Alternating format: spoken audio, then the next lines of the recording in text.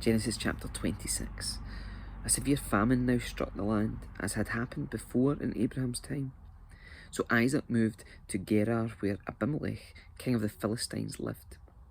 The Lord appeared to Isaac and said, "Do not go down into Egypt, but do as I tell you. Live here as a foreigner in this land, and I'll be with you and bless you. I hereby confirm that I will give all these lands to you and your descendants, just as I solemnly promised Abraham your father. I will cause your descendants to become as numerous as the stars of the sky, and I will give them all these lands, and through your descendants all the nations of the earth will be blessed. I will do this because Abraham listened to me and obeyed all my instructions, commands, decrees, and requirements." So Isaac stayed in Gerar. When the men who lived there asked Isaac about his wife Rebekah, he said, "She is my sister." He was afraid to say, "She is my wife." He thought, "They will kill me to get to her because she's so beautiful." But sometime later, Abimelech, king of the Philistines, looked out his window and saw Isaac caressing Rebekah. Immediately, Abimelech called for Isaac and exclaimed, "She's obviously your wife. Why did you say she is my sister?" "Because I was afraid someone would kill me to get her from me," Isaac replied. "How could you do this to us?" Abimelech exclaimed. "One of my people might easily have taken your wife and slept with her, and you would have made us guilty of great sin." Then Abimelech issued a public proclamation: "Anyone who touches this man or his wife will be put to death." When Isaac planted his crops that year, he harvested 100 times more grain than he planted, for the Lord blessed him. He became a very rich man, and his wealth continued to grow.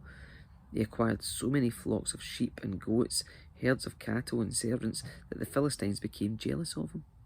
So the Philistines filled up all of Isaac's well with dirt. These were the wells that had been dug by the servants of his father Abraham. Finally, Abimelech ordered Isaac to leave the country. "Go somewhere else," he said, "for you have become too powerful for us."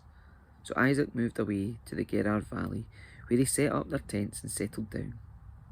He reopened the wells his father had dug, which the Philistines had filled in after Abraham's death. Isaac also restored the names Abraham had given them. Isaac's servants also dug in the Gerar valley and discovered a well of fresh water. But then the shepherds from Gerar came and claimed the spring. "This is our water," they said, and they argued over it with Isaac's herdsmen. So Isaac named the well Esek, which means argument. Isaac's men then dug another well, but again there was a dispute over it. So Isaac named it Sitnah, which means hostility. Abandoning that one, Isaac moved on and dug another well. This time there was no dispute over it, so Isaac named the place Rehoboth, which means open space. For he said, "At last the Lord has created enough space for us to prosper in this land." From there, Isaac moved to Beersheba, where the Lord appeared to him on the night of his arrival. "I'm the God of your father Abraham," he said. "Do not be afraid, for I am with you and will bless you. I will multiply your descendants, and they will become a great nation. I will do this because of my promise to Abraham, my servant." Then Isaac built an altar there and worshipped the Lord. He set up his camp at that place, and his servants dug another well. One day King Abimelech came from Gerar with his advisor Ahuzath, and also Phicol, his army commander. "Why have you come here?" Isaac asked. "You obviously hate me since you kicked me off your land." They replied, "We can plainly see that the Lord is with you. So we want to enter into a sworn treaty with you. Let's make a covenant. Swear that you will not harm us, just as we have never troubled you. We have always treated you well, and we sent you away from us in peace. And now look how the Lord has blessed you."